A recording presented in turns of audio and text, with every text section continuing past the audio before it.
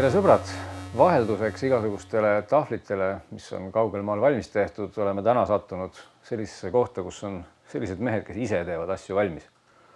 Ja ausalt öeldes, kui me siia tuppa sisse astusime, siis me ei saanud üldse täpselt aru, mis siin tehakse. Ilmselt jalgrattaid, sest terve rida on siin seina ees jalgrattaid, aga siin on igast muud kola ja minu kõrval istub Gabriel, kes on vist see mees, kes enam-vähem omab aimu, mis siin toimub.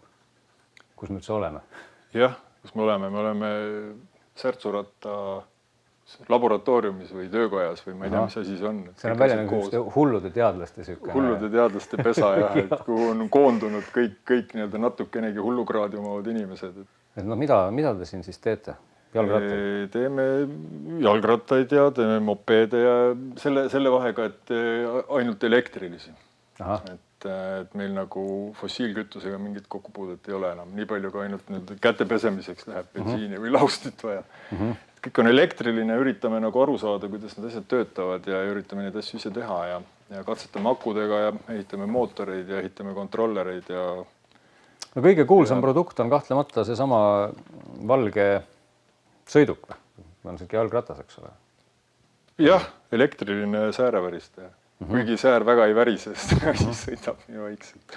No aga hakkame sellest pihta, sest see on ikkagi ju täitsa päris asi ja ei ole vist mingi väga eksperimentaalne toode, vaid täitsa... Ta tegelikult on eksperiment selles mõttes, et oli kõige esimene nendest, mis valmis sai. Et see raam on ehitatud rakises ja me saame neid nii-öelda reprodutseerida nii palju kui vaja on. Aga elektroonika ja veermiku osa ja kogu see nii-öelda kontsept, kas see üldse vett peab, ikkagi sai selle nii-öelda katse mõttes ehitatud. Need on 11 000 kilomeetrit sõitnud ja mitte midagi pole nagu tehtud sellist, et näha, kus ja millal see veermik järgi annab. Elektroonika osas on tehtud muudatusi ka nii-öelda õppe-eesmärkidel. Et selles mõttes ta ikkagi on prototüüp. No, aga millest ta koosneb? Et muidugi siin on pedaalid, siin on sadul, eks ole, aga siis on siin hunnik igasugust tehnikat ja gizmosid ju ka sees, eks ole. Jah, selles mõttes on ta tegelikult, kui võtta nüüd elektriline hübriid, kõige paremini öelda, see on nagu Toyota Prius ainult, et sisepõlemismootori asemel on nii-öelda inimpõlemismootor. Siin karbis on siis akud. Siin on akud, see suur kass siin all on akud. Nii-öelda bensiinipaagi koha peal on siis kontroller ja akulaadija. Ja suur on ta sellepärast, et siin on palju vaja nagu juhtmetega ligi pääseda sellele asjale ja näppida teda ja vahetada ja põletada. Palju me neid kontrollerid maha olen põletanud, 5 tükki võib-olla selle peal.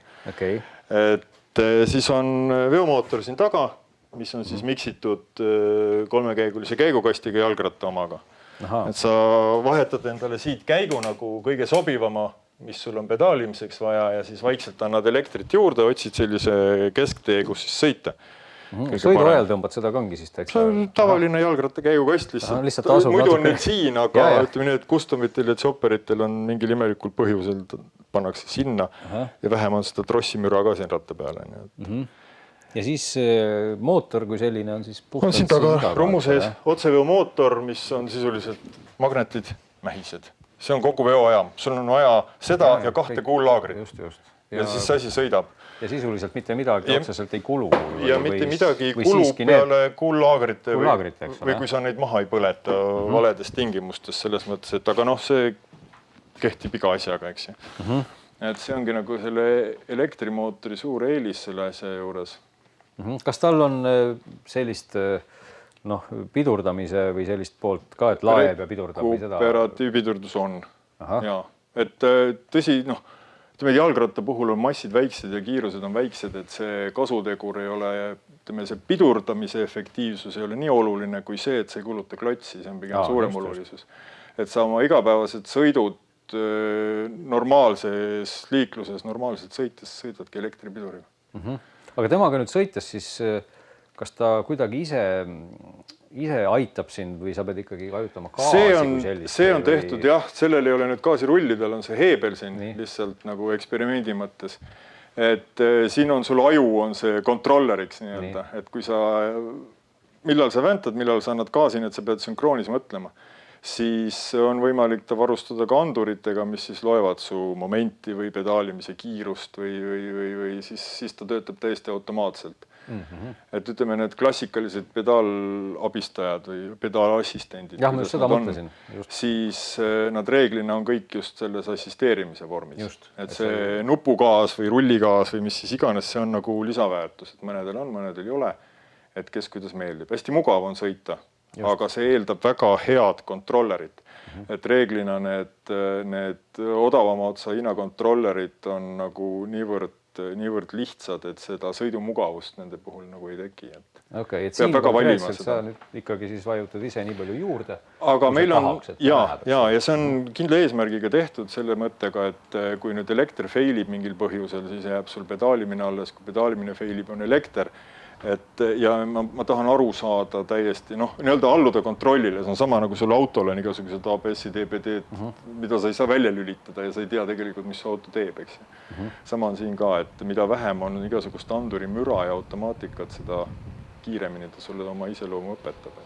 Ja kuidas siis nüüd see küsimus alati elektrist ja akudest ja kõigest rääkides, palju ja kui kiiresti ja kui kaugele ta siis sõita annab, nii et sa ise väga palju... Kui kiiresti seda ei tohi kõva häälega öelda? Vaikse häälega seda. Aga ütleme niimoodi, et mahtuda seaduse piiridesse siis ühe laadimisega umbes 150-160 kilomeetrit. See on siis sõita 25 kilti tunnis ja kulutades ise, ma ei tea, 100 vatti umbes selle juures. Vähem isegi. No ütleme, kui sa täiesti nii-öelda jalad seinale paned. Kui sa täiesti jalad seinale paned, siis võib-olla kuskil siuke 100. Et sa annad nagu tegelikult seda alumist otsa, ütleme siin 25-30 kilomeetrisse tunni kiiruse juures annad sa võib-olla, ma ei tea, 25% äkki juurde või see matemaatika varieerub, kas sa sõidad mäest üles, kas sul on tuul selja tagant või vastu või sõidad sa kruusateed, et see on elektri puhul annab hästi tunda, et sa valid nagu nii-öelda teed ja kohta, kuhu sa lähed. Aga ütleme niimoodi, et 100 kilomeetrit on suurel määral muretu. Kui nüüd minna nagu kiiruse piiridest välja ja sõita siin mopeedi kiirusega, siis on kuskil, ütleme, 60-70 on muretu. Aga selle ratta, ütleme, mootori dünaamika on niimoodi disainitud, et sa pead väntama. Et kuna ta on otseveo rumumootor, siis alumist otsa ei ole. Ja selle alumise otsa teed sina, kus sa midagi kaasa suudad öelda. Ja edasi teeb nagu mootor. Nii et koha pealt ära minnes... Ta läheb, aga see võtab lihtsalt aega ja ta koormab mootorit. Et siin ongi nüüd jälle see punkt on oluline, kuhu sa selle otseveo mootori positsioneerid, et elektrimootoritega on selline imelik asi, et esiteks nende rattamootoritega konkreetselt, et on hästi palju erinevaid valikuid, hästi palju erinevaid. Kuhu, kas sa teed alumise otsa, pole ülemist, kas sa teed ülemise otsa, pole alumist, teed reduktoriga mootori, seal on palju kola, mis kulub, eks ju. Et reduktoriga mootoriga ei saa näiteks elektripidurit teha, kuna ta on mehaaniliselt lahti sidestatud. Sa võid ta nii teha, et ta ei ole lahti sidestatud. Kui sul aku on tühi, siis sa väntad kogu seda putru kaasas endaga, eks. Et selles mõttes meie antud puhul valisime nagu rummumootori teades kindlalt, mis on ta eelised ja mis on ta miinused, eks. Kas mul oleks kõrvust mööda, kas sa ütlesid ka, mis võimsusega see rummumootor siin oli? Praegu ta on 1,5 kilovatti vist või mis ta oli. Ütleme, et kilovatt on ta hetkel see... Kiirendamisel on 4 kilovatti. Kiirendamisel, jaa, aga selline pidev, nii-öelda toimiv kiirus on jah, või võimsus on see... No 4 kilovatti pole ju üldse mitte vähe, arvestades selle asja kaalu, mis ei ole ju väga suur. 60 umbes. Jah. Ikkagi. No, jalgratta kohta oma jagu. Jalgratta kohta küll, aga kui me vaatame siin rollereid, eks ole, kõrvale või mopeed. No see EXO on näiteks 45, see väike EXO. Nad on identsete parameetritega aku läbisõit ja kõik, et need erinevad ainult nagu veermiku suuruse poolest, et sellel on nagu see veeretakistus väiksem, et see kilometraaž on suurem just tänu sellele, et on suuremad rattad ja kergemad jooksud. No, kas ma saan nüüd õigesti aru, et siis kui te nagu müüte siis ka neid või oledki endale teinud sellise asja? Ise sõidate nendega ringi ja ise teed? Me austame oma fänne ja kliente, kes meie juurde tulevad ja tahavad teha, et üks rattas on müügiks tehtud, 2 on müügiks tehtud praegu ja meil on terve kari fänne, kes käivad siin ehitamas. Et kes kuidas, et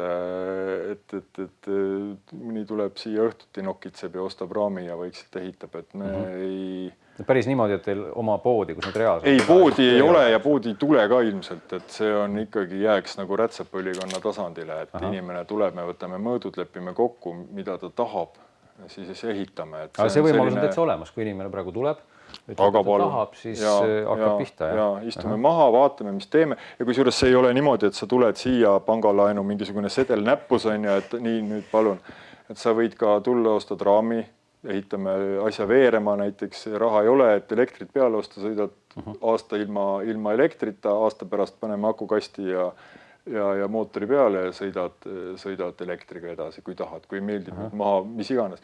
Tal on kogu see kontsept on disainitud olema nagu ülimalt paindlik. Kaasa arvatud see, et sa võid näiteks selle osa siit eest, mehaanika osa tõsta siia. Need on peegelpildis see raam, kui sa siit pooleks vaatad. Ja tõstad ta siia, paned sadula kõrgemaks, paned teise lenksu, saad klassikalisi tasendi, eks.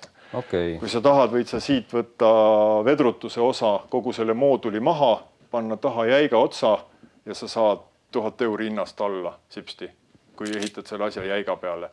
Kogud raha aasta pärast lükkad näiteks vedrutuse peale. Kõik, kes on proovinud, ütlevad, et see on väga hea, kui see vedrutus on, väga mõnus on. Aga näed, ei ole raha, ei tule välja. On võimalik modifitseerida. Mul on joonistatud talle sisse tagasild. Võtad need samad vedrutuse komponendid ära, samadesse kinnitustesse läheb taha kastiga versioon. Ja ta on kallutav ka veel. Et kui sa tahad näiteks endale 3-rattalist teha või minu pärast 4-rattalist, siis see raam võtab seda vastu. Et kui ma seda raami disainisin, siis ma just proovisin arvestada sellega, et ta oleks võimalikult multifunktsionaalne. Kuni minu pärast sinnamaani välja, et akukasti või selle akumooduli asemel võib olla mingi sisepõlemismootor või minu pärast kas või aurumootor. Jah, siis juba aurumootor. Et siin on nii lihtsalt lahendatud see probleem sisuliselt selle puhul, et tõmbad selle rihma lahti ja see käib ühe naksuga, käib kogu see sisemine moodul siit vahelt ära. Kaasa arvatud see, et tegelikult seda pole vaja. Tänase päeva seisuga mahub kogu elektroonika siia, et raam on ülevalt tühi nagu sellel teisel kattel seal taga. Kuidas need akude selline vastupidavuse, ma ei mõtle nüüd kilometraaži, aga sellist üldist eluiga, jah, et on see ka nagu teema või? Mis meile, ütleme, tootja lubab mingi 2000 tsüklit umbes. Mis tüüpi akud siin? Liitium raudfosfaat. Me kutsume need raudakudeks, kõige lihtsam kõige lihtsam asi. Ja laed põhimõtteliselt ikka tavaliselt 220-sest laen, jah, see küll pole konkreetselt selle laadija, aga põhimõte on sama, eks ju, tavaline laadija, siis on akukontroller, need on nagu eraldiseisev üksus on see aku seal, et ta ise toimetab, ise vaatab, laeb oma purke siin ükshaaval ja. No kui siin sa juba rahast natukene ka rääkisid, mis need suurusjärgud siis üldse on, et selle asja saab niimoodi lahti võtta, eks oli ilmselt väga komponentideks. Väga komponentideks. Ütleme niimoodi, et üle 4500 € ei ole enam mõistlikku kulutamist võimalik põhjendada.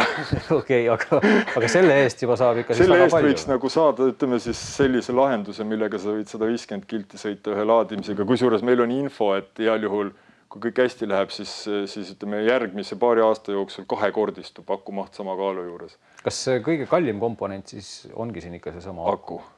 Aku ja muidugi suur hulk käsitööd seal juures. Et sellega tuleb arvestada, et inimesed teevad neid raame käsitsi ja keevitavad ja need on rakises ja kõik need liitekohad, mis siin sees on ju käsitsi tehtud, et see on ikkagi suur hulk tööd. Aga aku on jah selline kandev osa sellest ja samas seda muret ma arvan, et ei ole, et kui sellises igapäevases kasutuses, mis see ratas on, siis 5-6 aastat on nagu üldse muret. Ma saan aru, et sa oled sellega juba sõitnud 5-6 vist ei ole veel, aga... Ei, 5-6 ei ole, 11 000 on see sõitnud konkreetselt. Et samas see läheb aastate järgi mõõdetult, vist 4. või 5. aasta läheb tal praegu ühe sama akuga. Ja ega see aku ei ole niimoodi, et kui sul see tiks on täis, siis on kõik finito. Ei, loomulikult ma tean, jah. Et ta hakkab vaikselt see mahtuvus vähenema, et ei sõida 150, sõidad 140. No never ma ei sõida Tallinnas nii ehk naa seda akuressurssi. No praegu selle aja peale ilmselt see aku on sul veel täitsa kõbus siin peal. Ütleme niimoodi, et ma absoluutselt ei mõtle selle peale. Kui ta töötab, siis ta töötab ja kui ta ei tööta, siis ja ega ta ei lähe katki. Ma võtan, näed, üks element läheb, ma vahetan selle ära ja sõidan, see maksab $15. Teil on nagu siin see kontroller nii palju tark, et peab siin arvet nende elementide kaupa üksikult, et sul on näha, kui midagi... Aku BMS-ist tõltub, et see aku kontroller siis eesti keeles, et ja tema nagu hoolitseb selle eest, aga ega ta ei ole kõikvõimas. Kui ikkagi purgid on väga palju viltu, näiteks üks, mida kindlasti tuleb söögi alla ja söögi peale korrutada nagu elektrit kasutava hakkavale inimesele, on see, et need akud peavad olema laetud kogu aeg. Et kui sa näiteks tuled, sõidad ratta tühjaks ja jätad ta talveks seisma, seisab 3 kuud, siis absoluutselt võid garanteerida, et see aku on kevadeks surnud. Okei, et pigem, ma olen kuulnud, seda öeldakse, et päris täis ei tasu neid ka laadida, et nad kogu 100%. Selle eest hoolitseb see BMS ise juba, et see on juba paika pandud. Nii et seda ohtu pole, et täis ei jätad tükiks aeg seisma, siis ei juhtu midagi. Ei. Ma ütlen veel, et see aku tahab kogu aeg olla täis. Et kui ma sõidan siit pealt natukene ära, mingisugune, ütleme, 150 kilomeetrise läbisõidu juures, sõidan 15-20 kilti pealt ära, siis ma ei viitsi teda laadida. Aga kui ma olen juba pool tühjaks sõitnud, siis ta on seinas. Ütleme, et minu puhul siis üle päeviti on see asi seinas. No see vaadates, kuidas sa välja näed täiesti heas mõttes, ma saan aru, sa sõidad sellega kogu aeg ringi. No see nagu kõik küsivad, siis mina sõidan nii kaua, kui rattad enam ringi käia ei saa, ainult kui lund on ju nii palju. Et oledki pannud talved läbi? Kogu aeg. Talvel selle rehviga hätta ei jää? Ei. Võt siin on nüüd jälle teine huvitav omadus on see, et esiteks ma istun hästi maadligi ja ma istun ka jalgadega hästi maadligi. Mul on jalg sisuliselt 15 sendi kõrgusel, eks ju. Mulle tundub see isteasend muidugi. Ja niipea kui midagi juhtub, ma saan jala tõmmata maha. Ja teine asi on see, et kui mul on tõesti kiilas jää, siis ma siit niimoodi mikroni haaval vajutan gaasi, nii-öelda elektrit ja ma tunnen seda momenti, millal tagaratas hakkab libisema, ma lasen vähem. Ja ma saan teda nii hästi juhtida, et ta töötab paremini kui kõik milline veojuhu kontroll. Et ma ei kukkunud selle rattaga enda kogemata, siis eelmise talve jooksul mitte kordagi. Et on olnud juhuseid, kus ma olen niimoodi kaksi ratsi ja rattas on viltu all täiesti, aga me säilitasime kontrollitud liikumise. See madalus tulebki eelise. Et kui sa sõidad tavalise rattaga, sa oled nii kõrgel, et kui seal mingisugune probleem tekib, siis see probleem on jõudnud süveneda, kuni sul varvas maad puudutab juba üsna pöördumatusse faasi. Selle puhul ei ole. Ja kui on, ma ei tea, 100 meetrit kiilas jääd, siis ma panengi lihtsalt 2 jalga maha ja põsistan vaikselt elektriga selle ala üle ja läheb edasi. Jah, ei, no ma seda rehvi vaadates lihtsalt... Samad rehvidega sõid. Ma ise olen ka selline küllaltki ekstreemsete kalduvustega. Ma sõidan ka rolleriga, oma Honda Zoomeriga talvel ringi, millel on küll mell. Aga olgem ausad, et sellega on ka ikka mõned teravad nagu olukorrad olnud, et ega ikka lumi ja sodi ja siin vaadates, et nagu soon läheb sul ainult otse. No vot siin ongi see, et esimene asi on see, et ma sõidan nagu hästi palju kergliiklusteid talvel. Jah, et sa ei pea ronima päris. Et mul ei ole vaja kiirust, mul on väga vähe selliseid ootamatuid olukordasid, eriti talvel, seal pole rulluisutajaid ja koerajalutajaid ka. Sisuliselt on terve see kergliiklustee nagu minu päralt. Üksik mõni hull jalgrattur. Me hirnusime siin, et talvel sõidavad ainult nagu hullunud mingisugused fännid ja postiljonid. Kõik ülejäänud on kodus. Siis jah, seda probleemi üldse ei ole. Ma ütlen, et ka valgustuse poolt on sul ka siin ikka korralikum laternees, mis ka näitab natuke. Natuke näitab, jah. Siin on nagu segu sellisest nii-öelda disainist ja ülevõlli disainist ja siis funktsionaalsusest, et just täpselt, et asi näeb välja, ütleme nii, edevam, kui võiks olla praktilisuse poole pealt. Aga samas tõestab, et ka edev asi võib olla praktiline selles mõttes, et ta ei ole iluasjaks loodud, ta on loodud nagu ikkagi tarbima ja pandud ta kestma, eks ju. Kuidas see listeasendiga lood on? Et kas mulle kõrvalt vaadates tundub see muidugi üüratult ebamugav? See on harjumatu. On nii-öelda vastuväiteid, on pooldajaid, on vastaseid, et see on nii nagu maitse asi, mõnele meeldib üks teisele teine, eks ju, mõni kerib endal autos ka seljatoe vastu tagaistet, eks sõidab nii ja teine et sama on siin ka, et noh, mina näiteks never enam ei roniks tavalise rattapukki ja palun. Istuda peale. Noh, minule meeldib see väga, just see, et tal on see maaläheduse nii-öelda võimalus olemas. Noh, vaat jah, mulle esimese hooga tundubki nagu see, et kipub nagu seda seljakonti hakkama siin nagu väsitama. No arvestada, et see on nüüd pikkuse järgi tehtud, see on minu järgi tehtud. See on natuke lühem, et see teine ratas, kui sa teist proovid, et seal on nagu längst lähemale toodud, sa saad rahulikult sirge seljaga istuda. Ja võtta veel kord, et sa saad neid jalgasid, kui ei meeldi, jumala pärast sa tahapoole tõsta. Ja noh, see pedaali asend ikkagi pannakse mõõduga paika, et kui sa ratast tellid, et siis me mõõdame su pikkuse ära ja see, mis sulle meeldib, seda saab. Ja mooduli saab, kui vaja on ümber teha ka nii-öelda ekspluatatsiooni käigus, kui peaks meeldima, eks. Et ma kusjuures sõitsin aasta peaaegu või ütleme ühe hooaja sõitsin ringi tavalise jalgrattaga pakiraami peal niimoodi, et jalad olid ees ja lenks oli ette toodud, hästi debiilne nägi välja. Aga just sama asjaga, et mul oli tõsine kahtlus, et see jalad ees sõitmine on nagu paha mingit pidi. Aga ei olnud. See chopperi kultuur on Euroopas nagu süvenev ja Ameerikas ka, et küll tavaliste jalgrattaste baasil.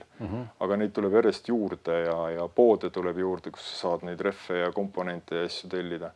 Siin reffidest vahepeal oli jutt, et Svalbe selle aasta hinnakirja on tekkinud korraliku ilusa lamelli meenutava mustriga spetsiaalselt elektri jalgrataste jaoks kiirusindeksiga 50 reffid tekkinud. Et asi areneb, et see Euroopasse on jõudnud nii-öelda kvaliteettootjad oma asjadega.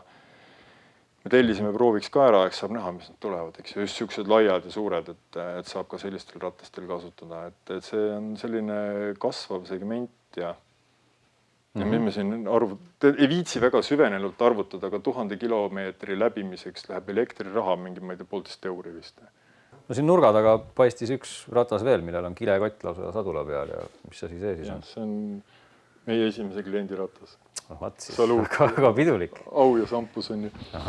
Et Inglismaale läheb see ratas ja kahju jah. Kahju, jah. Ja siin on nagu siis mingid lahendused teisiti, ma näen, et seda rumusisest mootorit siin ei paista. Ja sellel on pedaalide külge on ehitatud siis elektrimootor, mis on nii-öelda standardne ostetav komponent. Mootor koos ekraani ja eeblitega ja siis kontroll siin saab kiirust ja neid astmeid muuta. Nüüd lihtsalt see ongi siia pandud nii-öelda plärtsiste külge. See on veoajam siin küljes, on poest ostetav. Koos siis see, kas see display, mis siin siukene, see on ka siin sees. Ja display käib sellega koos, taustvalgustusega ilus ja puha, hästi ülevaatlik. Nägi siuke väga popp välja. Pole prille vaja, numbrid on suur. Kõik on suur. Ja sellel siis käib vedu läbi siis jalgratta tavalise käigukasti, et 3-käiguline Sturmi-Artseri käigukast on koos rumupiduritega. Hästi huvitav lahendus. Vaata, käiku vahetad sa siis nüüd? Käiku vahetan sellel siin klassikaliselt, nii nagu jalgrattal on. Et käiku vahetada nii-öelda esimesest teisele, teisest kolmandale võib veoga koos teha, siis meenutab nagu automaatkastiga ootaga sõitmist. Tõng, vaikselt pöördud vähenevad. Ja mootor abistabki siis seda sama pedaali ülekannet. Ja siin ei ole võimalust ise kiirendada, et hakkad väntama, siis ta loeb sul pöördad ära enam-vähem, kui kiiresti sõidad, mõõdab ratta kiiruse, siin on sensor. Mõõdab ratta kiiruse ja siis vastavalt sellele siis arvutab sul selle, kui palju ta siis sind aitab. Ja siis on 3 käiku elektrilist, et sa saad nii-öelda kiirusastet, kiirendust ja nii-öelda määrata lõppkiirust. Ja see elektriline käik siis tähendab seda mootori võimsus sisuliselt. Versus kiirus. Versus kiirus, jah. Ja siis 3 käiku on mehaanilist, eks ju, et siis sa saad nii-öelda 6 seade vahel valida endale. Aga mis punsu siin ees on veel? Siin ma mõtlen rummu sees. See on pidur.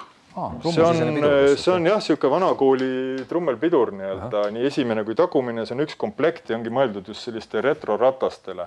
Et see nüüd on alumiinium komplekt, aga on võimalik saada ka päris teraskomplekti, mis näeb välja nagu oleks tahtud eelmine sajand. Ja siin nüüd muidugi seda regeneratiivset pidurdamist sellel ei ole.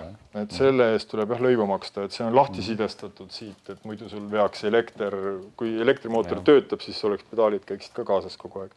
Nagu saladus pole palju siis anti selle eest nael sterlinguid või? See on saladus. On saladus, jah. Jah, meil on kokkuleppe kliendiga, aga siin tuleb... Aga nii töötada suurusjärguliselt äkki võiks mingisugune ta jääb enam-vähem sinna sama klassi, mis see valge, kuna meil ei olnud selleks ajaks pakiraami lahendust, aga kliendil oli kindel soov, et pakiraam saada, siis ta sai need nii-öelda eputamise kotid ja siis nii-öelda matkakott veel lisaks selle hinna sees, ühesõnaga täislahenduse. Et see pakiraam tuli nagu spetsiaalselt tema jaoks oli. Täna Eestis siis oled sina ainus, kes sellega ringi sõidab, on ikka siin ikka veel? Neid sõidab igapäevaselt 3 praegu. Et üks jäiga otsaga ka sellise pedaalassistendiga mootoriga. Sinine sõidab linna vahel ringi. See on meie ratas, aga ta on välja renditud. Et ka nii saab. No nii, aga ega siis ei olegi meil nüüd muud öelda, kui võib-olla veel seda, et kui keegi tahab, siis ta saab siia tulla ja kus see siin on? See siin on teha endale reklaami praegu. Mustamäe Katlamaja all Tornkraanade vahel.